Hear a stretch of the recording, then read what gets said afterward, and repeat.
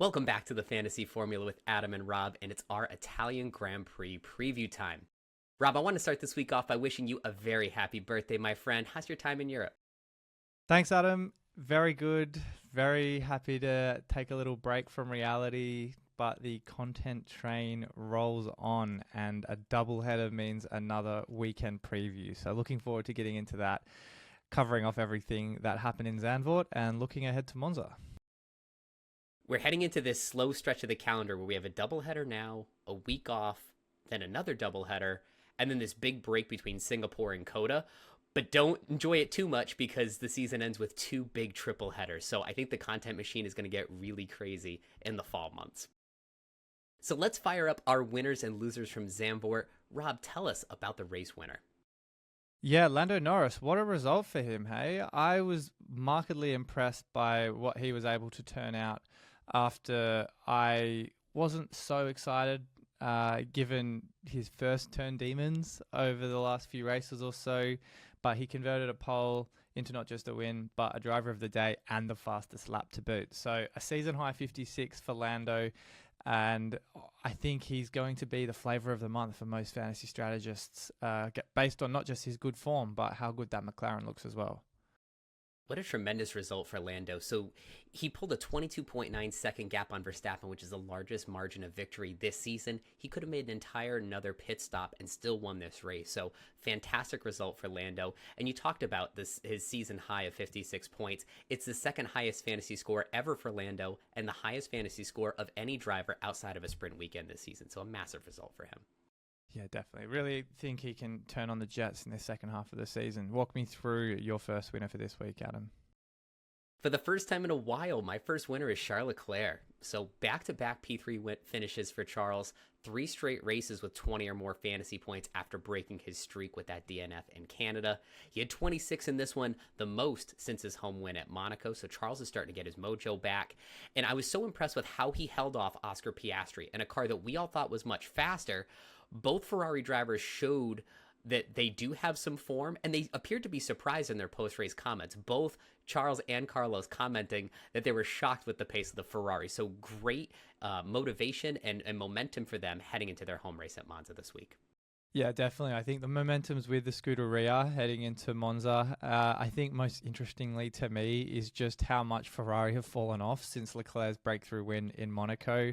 That was his highest score since that weekend. So I think things are on the up for Ferrari. I'm not entirely convinced yet, even though Mercedes have probably taken a little step back, but we'll probably get into that a bit more in a bit. But I think there seems to be a sentiment among a few fantasy managers that Ferrari could be back on the menu this weekend. So I'm looking forward to seeing kind of where the coin lands on that. Ferrari's going to be featured early and often on our show because I think it's a question we're going to get quite a lot throughout the week. Rob, your second winner is someone who had been on our losers list for the past few weeks. Tell us about Nico Hülkenberg.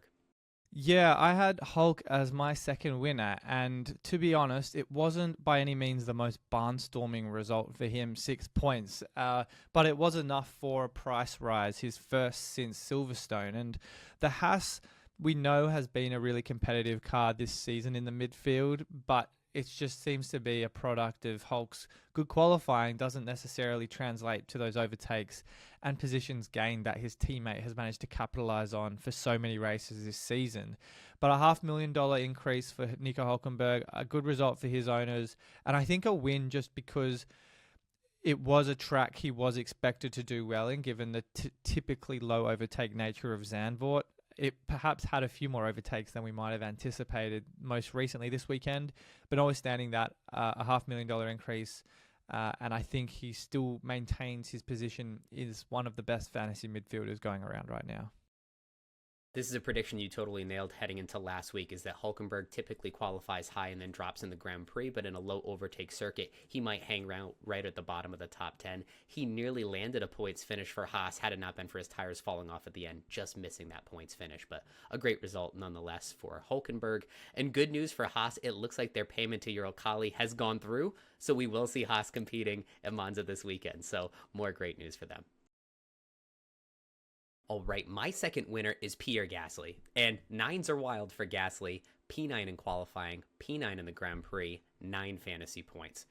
So after those back-to-back DNFs at Silverstone and Hungary, this was an important race for him to return to form and prove to us that he deserves a spot in our lineups. He also landed $0.5 million in value gained for his efforts. So a pretty good weekend from Gasly at a time where none of us were really counting on him. Yeah, I think the fact that he was the highest scoring C-tier driver with 9 points goes to show that he is, in my opinion, one of the better value drivers under 15 million going around. Has also had historically a good result there at Zandvoort. He finished on the podium there last year, secured a points finish for Alpine this year. And as long as they can get on top of their reliability, I really think he's a good buy for the second half of the year. Does that mean there's still hope for my Alpine take from February? I feel like it's ebbing and flowing at the moment. One week we say it looks good, the next not so much. So I think we'll have to hold our breath, but I do like him at a slightly more affordable price point if you're one of those lower budget teams going around. So keep your eyes peeled for a Pierre Gasly masterclass heading into a track that he has actually won at in the past. So, Rob, our winners were filled of assets that we didn't particularly run ourselves, but the losers hit near and dear to our hearts. Tell us a little bit about your first loser. Man, I don't know where to start with George Russell, quite frankly. It's been a pretty grim state of affairs for him the last few weeks. I was quite optimistic as well heading into the Grand Prix, qualified P4. The race pace for the Mercedes looked quite good, and Lewis Hamilton was nowhere to be seen after going out in Q2. So I thought he was the pick of the two Mercedes drivers at a much more affordable price point, much like a couple of other drivers on this list. But lost 3 positions. Those 3 overtakes he made in the Grand Prix obviously offset by that. And to finish the weekend with only a measly 13 points after what looked to be a almost guaranteed 20-plus point haul at a lower than normal overtake track was certainly an underwhelming result for his owners. So you just think if there's a weekend to bounce back with that disqualification, bad luck, and capitalize on a top 4, a second row start, 13 points is a little underwhelming for my liking. We spent all last week talking about how George's luck was bound to turn around. He had multiple weeks in a row of bad luck. He had a puncture at this circuit last season, so clearly he was going to have a good luck race this time, especially with his teammates so far behind. And it goes to show you how intense these changes are every week on the top of the grid. We thought Russell would be a podium mainstay and that Oscar had caught up to Lando, and now everything is flipped. Lando's silenced the doubters. Russell has been struggling rather consistently, and so it's getting harder and harder to get the lineups right week in and week out. And to Russell, not only was he dropping, he nearly got caught by Hamilton at the end of that race, coming all the way up from P14. I think Hamilton got within 1.3 seconds before Mercedes said, okay, it's about time we split you up before there's any risk, because I don't think you'll quite catch him by the end. So very weird ending to that race for those two drivers. Yeah, it was definitely not what I expected for someone like Lewis Hamilton as well, who started so much further down the order to come back into the points. So a good result for him, not such a good result for Russell. And on the topic of Mercedes, do you want to walk me through your first loser? Yeah, so on that same vein, Mercedes was definitely a letdown for me. This is a team with so much promise heading into the weekend. They had 2 wins in the previous 3 races. They reintroduced the floor upgrades from Spa, and they said, we've really dialed them in. We think there's going to be some great performance. So you and I were expecting them to contend right at the top with McLaren. That went right out the door when Lewis was knocked out in P2. They only scored 39 fantasy points on the weekend, and that was the P4 fantasy result. So we were expecting much better output from Mercedes based on some of their previous results. I mean, most of those 39 points were from Hamilton's overtake, so had he started at the bottom of the top 10, this could have been even worse for Mercedes. And a stat that really concerns me is they're on 6 straight races with no fastest pit stop points. So all those other top teams are getting some buffer points from that, except for Mercedes, and now I'm starting to worry about them in the future. Yeah, I think as alluded to before, they probably could be on the out, and if they look Ferrari anywhere close to competitive in practice at Monza, I think that wildcard for me could be in play, especially with the news of Franco Colapinto also coming onto the grid, which we will also get into a little further on in the show. That's actually a good segue as we're talking about Williams. Rob, tell us about your second loser.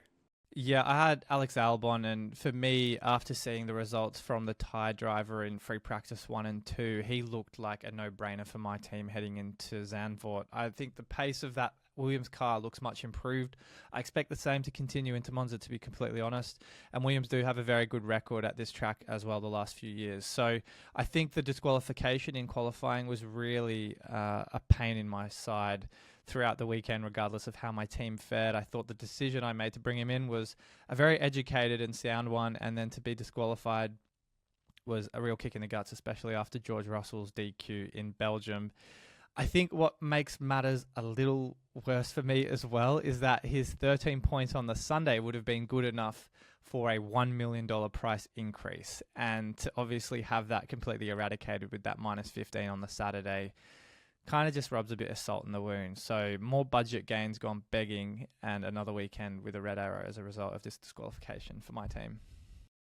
It continues to puzzle us as fantasy strategists because this and the sprint DNF penalty are both instances where the penalty for having the worst possible outcome exceeds the points gain if you have the best possible outcome. If you finish P1 in qualifying or P1 in the sprint, it's still not as much as these penalties for having DNFs and DQs. So I think it's something that could definitely stand to be lightened for us in future years.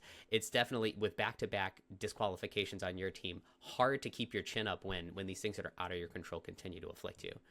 But it's interesting now with this Colapinto news, because those of us that had Sargeant thought the pendulum swung back our way because Albon had the big negative point swing on Saturday. But then with Colapinto coming in to replace Sargeant, now we have to make a move on our team, potentially take a minus 10 if we're moving into Ferrari. And now the pendulum swung back to the Albon owners because you could just sit pretty with them this week. Yeah, potentially. I'm curious to see, and we'll discuss that a little bit later in the show, whether we'll be able to, as Sargeant owners, or at least you, for example, can hold him for another couple of weeks as a dead asset and an active player card. But I think Williams do look on the up, so I think there could be some merit in going for Albon and or Franco Colapinto once his driver card become active to round out our losers. Adam, do you want to take us away with another midfield driver who's really struggling at the moment? There's a Williams theme to my second loser too, and I'll get to that in just a second. So Yuki Tsunoda really let me down last week. He came in at -3 points. That's a lower score than both Williams drivers that had negative points heading into the Grand Prix. It was definitely a disappointing result for Yuki, but the thing that I honed in on, the thing that really upset me, was that he had DRS on Logan Sargeant starting on lap 42. He had it for nearly the rest of the race and still couldn't pass him. And we're talking about a rebuilt Williams with no practice data defending an upgraded VCARB with a superior driver. So watching that result was maddening for me for the last 30 to 40 minutes of that race. Hopefully Yuki can turn it around because I was pretty upset with that result. Understandably so. It looks like VCARB have certainly gone off the menu a little bit after the first few races of the season where Yuki was barnstorming at many of those circuits. So now that they've fallen back in the pack, I think the midfield battle heats up a little bit more, and those other drivers at a similar price point to Yuki Tsunoda are probably making an entrance into our teams these coming weeks. So from a very impassioned winners and losers list to our Fifth Gear Garms giveaway, we want to know this week, are you running a Ferrari asset? And if so, which one? We're going to select one lucky winner who comments on the Fan Amp base for our show. One lucky winner will receive a gift card from our sponsor at Fifth Gear Garms. And we're going to be talking about this topic throughout the rest of this show, so pay attention and let us know if you'll be taking some of that advice and moving into Ferrari. So Rob, without any further ado, let's dive into that hit list and our first topic of Ferrari. We talked about Charles Leclerc's recent form. This is a home track for Ferrari. There's these rumors that they're going to be bringing a big upgrade package as they so often do at Monza. Do you think they have what it takes to usurp Mercedes in our lineups? I do. And I know we've alluded to the fact that they are probably due for a turn in performance. I think they are building towards another win this season. I think Leclerc is probably the man to do it of the two drivers there. They're both B-tier assets, so also do enable us to bring at least one of the drivers into our team, or even the constructor itself. But I do think Sainz is the weaker of the two drivers, so we're really counting on a good performance from him as well. I think, though, I want to see consistent results and times from them in free practice 1 to 3 this weekend. It's obviously good signs, as you can see here, that Leclerc's trending upwards in terms of his finishing position, albeit the Spa result capitalising on Russell's misfortune. But notwithstanding that, the upgrades usually do mean improved performance for most teams. We saw them churn out something quite similar earlier in the season around Imola, and that culminated in a breakthrough win in Monaco not long after that. So if we do see a result with these upgrades in practice, that may well spell a similar result for Leclerc and Sainz at home. It may not be in Monza, but we might see certainly some uptick in fantasy production the next few weeks. So I like the look of at least one Ferrari asset heading into this weekend. What's your take on them? This is a track that definitely suits them. They finished P3 and P4 last season, and P2 and P4 in 2022. So definitely a circuit that Charles and Carlos feel comfortable around. And when I think of which asset I'm most likely to bring in, I would probably bring in the constructor because it's very close to Mercedes. I think they also have some of that fastest pit stop history that could buffer their score a little bit. There's, I think, a little bit more upside to the Ferrari constructor than either of the individual drivers. And this is really a turning point question in the season. If we wait for Ferrari to establish after a week or two of positive performances, we might get priced out of them or miss a lot of big point swings. But if we jump on them right away and it's a false start and this is another upgrade package that fails them, this could be something where we're on the back foot. So this is another one of these really pivotal decisions that will decide our season.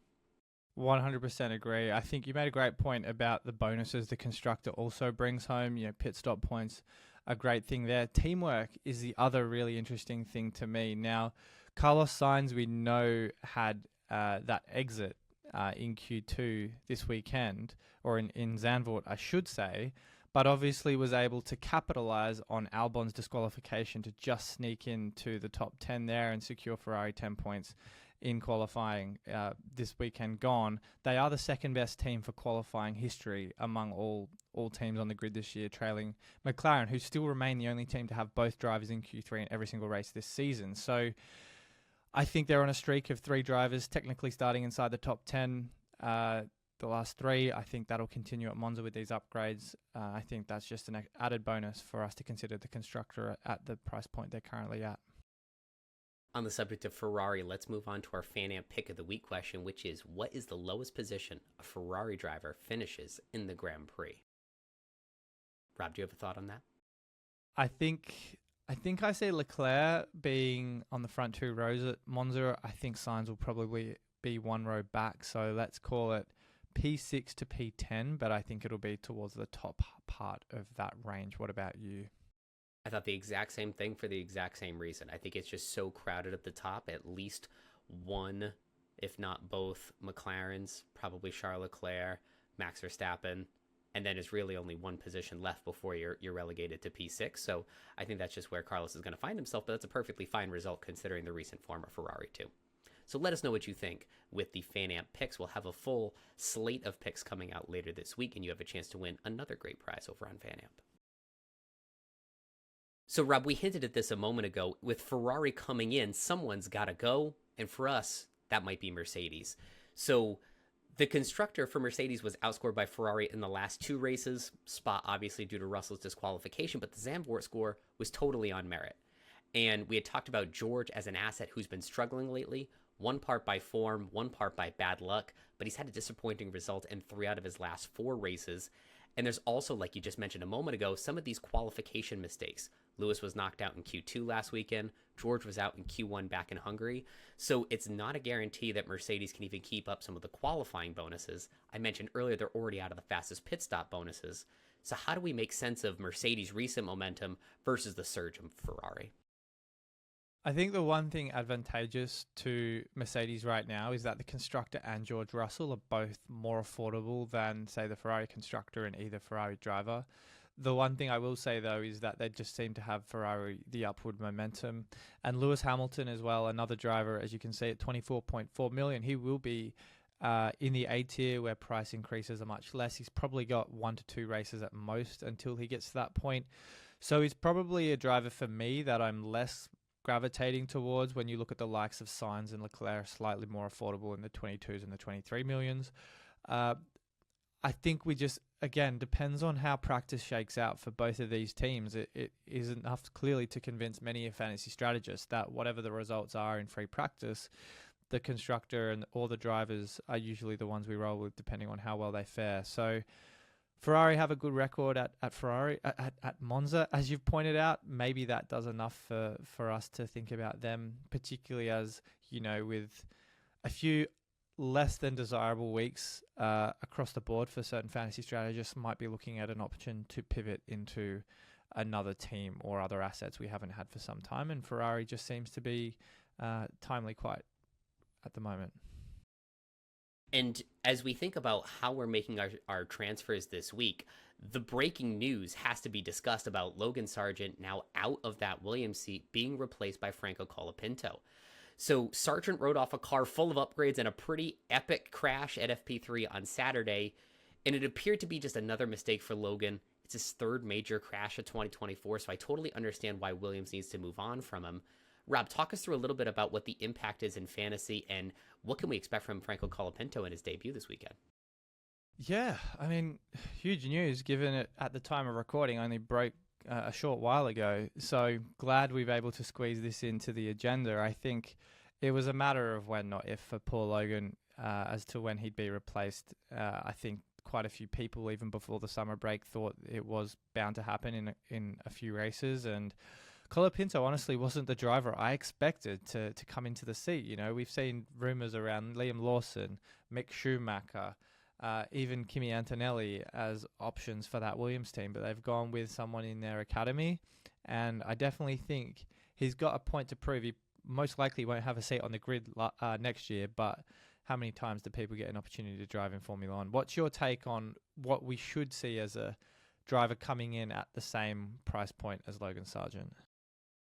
So just as a reminder for anyone who hasn't lived through some of these driver changes like we had with Ricciardo and Liam Lawson last year, it'll probably be a new asset for Colapinto, so you'd have to move away from Logan Sargeant. Sargeant will become inactive.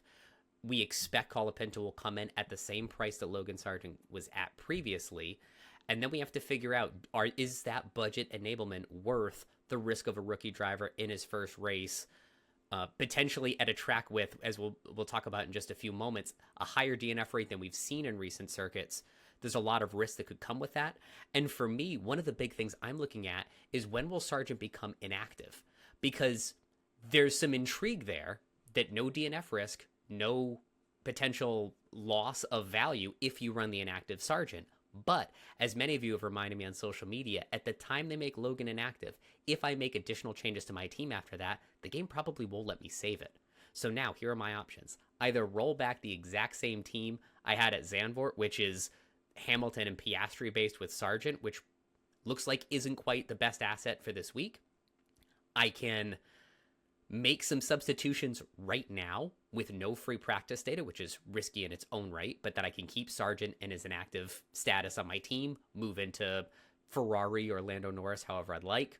Or I risk running into this weekend, they make him inactive on Friday, and then if I want to start making moves around Logan Sargeant and Lando and Ferrari, it could be a -10 or even a -20 week for me. So a lot of interesting prospects ahead. So I've got to take these next few days more aggressively than maybe I ever have before. Yeah, I think it does create some complication around transfer plans because the question has been posed to me several times. Could we potentially, as a Logan Sargeant owner, keep Sargeant, have him inactive, and then also bring in Colapinto at 4.8 million? I personally can't say with any confidence whether we could, and to your point, whether the game will force you to make a trade of Logan Sargeant before making any other transfers.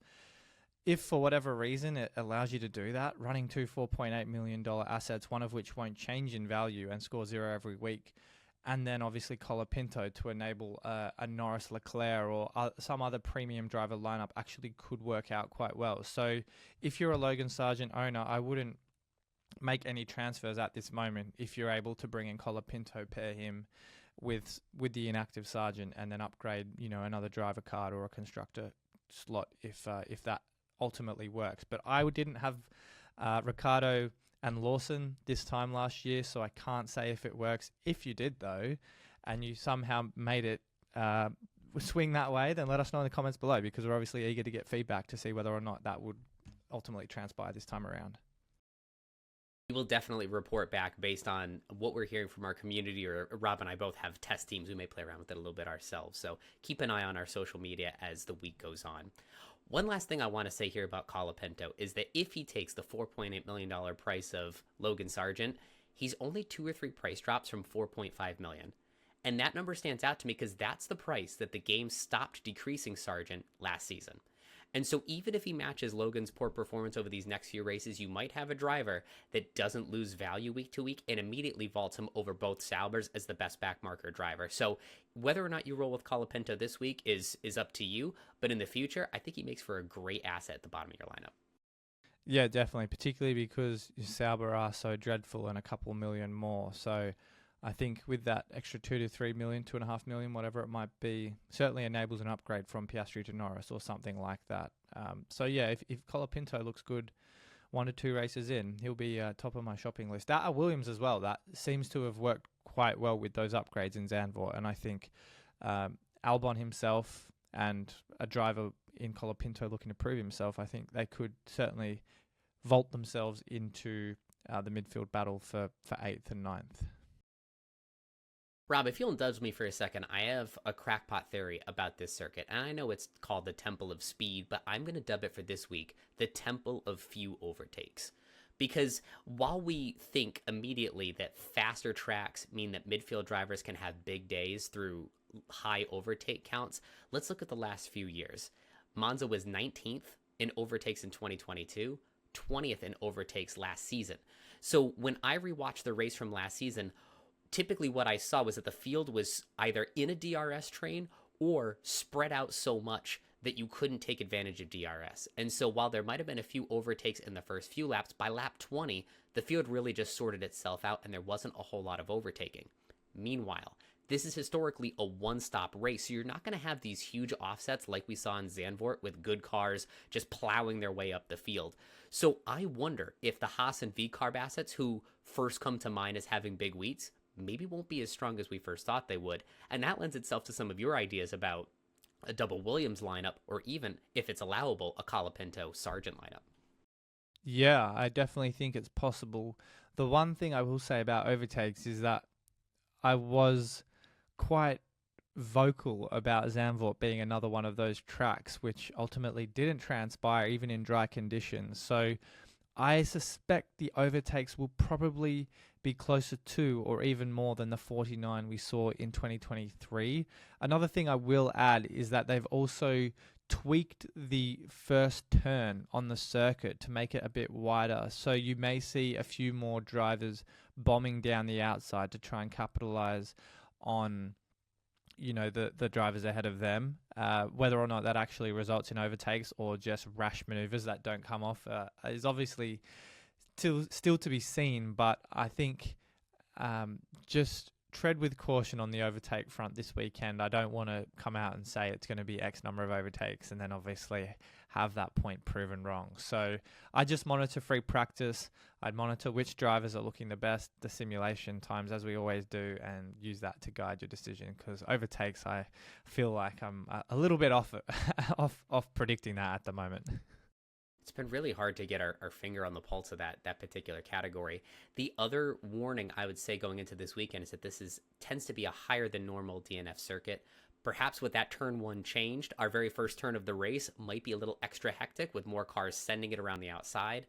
And this is the time of the year where aging engine parts may tend to fail. And we had Yuki Tsunoda die off in this race very early on last season. And I worry that it's just going to be a matter of correctly picking the top 1 or 2 drivers and then survival from the rest of your team. So fingers and toes crossed, because we've had a rough couple of weeks heading into Monza. Hopefully there isn't a lot of disaster with DNFs too.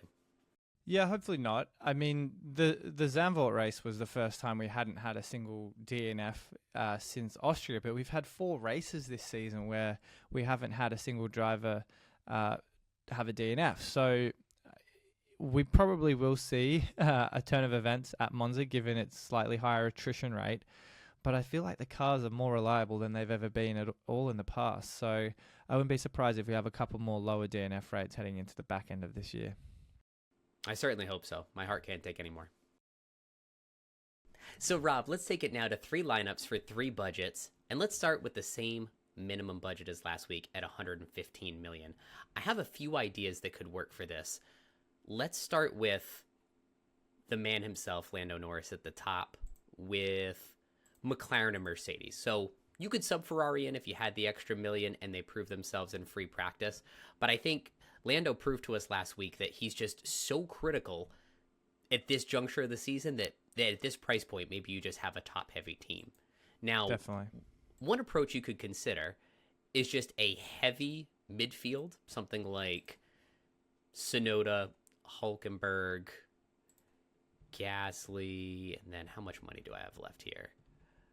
I think I have Probably enough a for Alex Sauber. Albon. Yeah. Would you have a Sauber or Albon? Yeah, depending on whether you hit 115 on the nose or just a little more than that. So if you think this is going to be a slightly higher overtake race, you can just stack that midfield with a bunch of drivers that will find themselves in that battle anywhere between P8 and P13 that could get those overtakes. And at the very least, you have Lando, McLaren, and Mercedes to post a lot of points at the top of your team.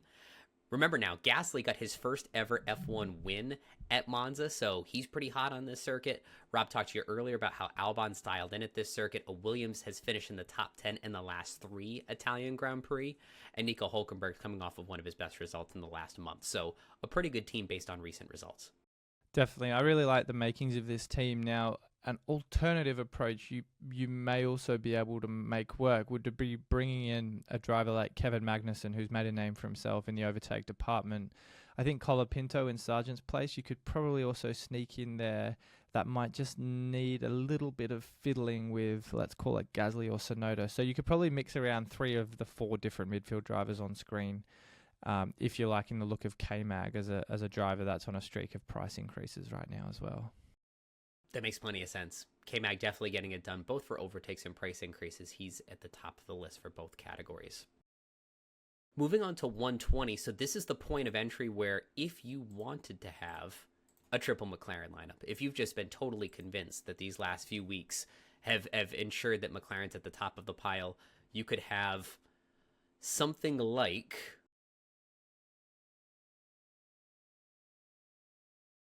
Well, I can't quite afford it with my current this play around lineup that I have here, but it would be the Colapinto, Logan Sargeant lineup back here. So you basically have triple McLaren with Mercedes and then Albon with some upside, but then double back marker.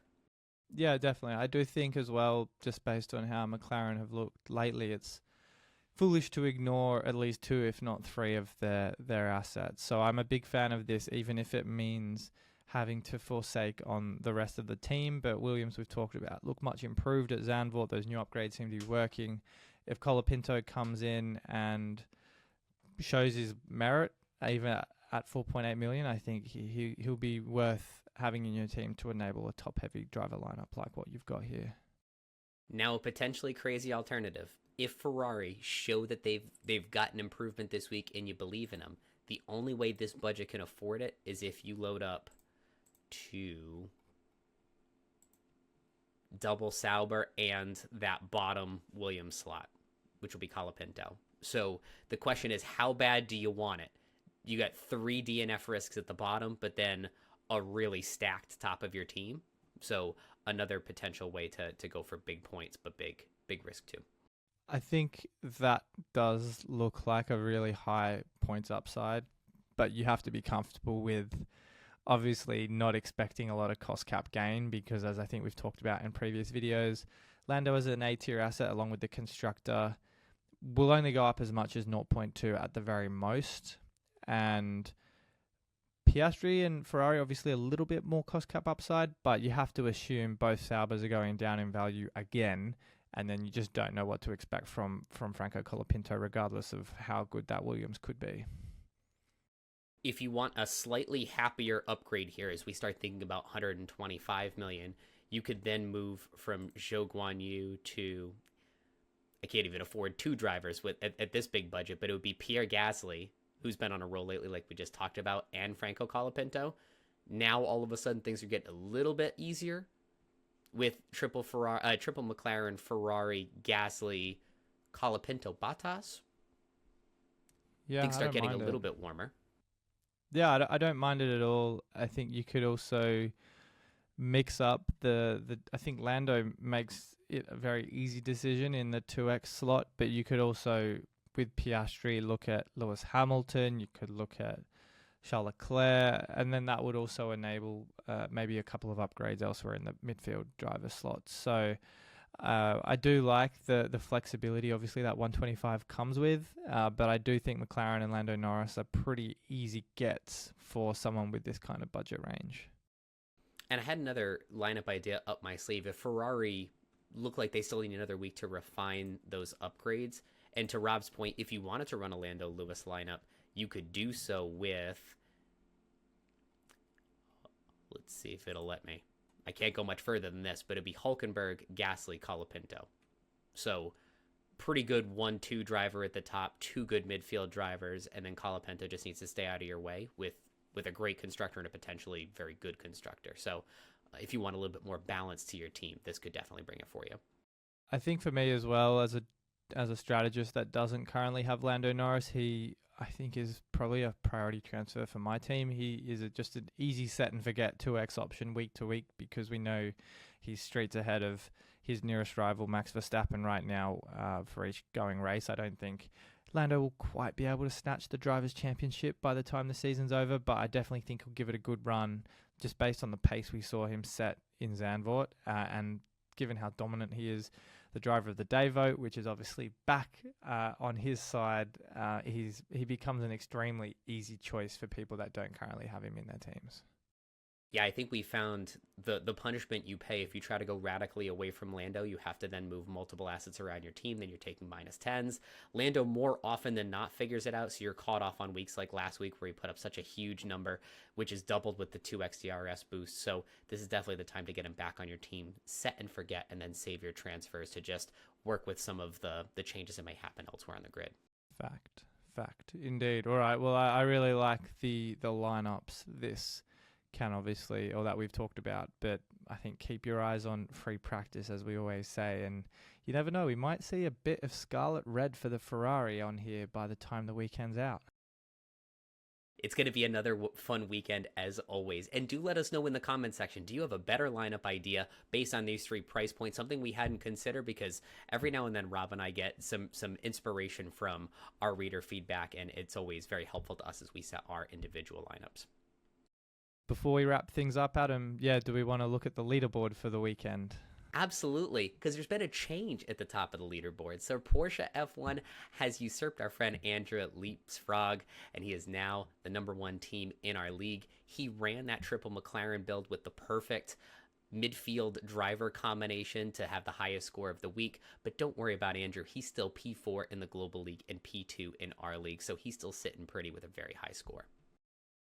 Yeah, I think it's probably just one of those weeks where many of us obviously don't have the best outcomes, and it's clearly a sign of how good Lando was and how unfortunate people with, say, Logan Sargeant or Alex Albon were in Zandvoort. And as we've seen throughout the season, if you're on the wrong side of a DNF, a disqualification, or anything like that, it can really be quite a big swing in points. But I think we're confident, Andrew, how close he is to the top of the leaderboard will bounce back, and really excited to see who ultimately ends up on top of the Fantasy Formula League leaderboard come the end of the season.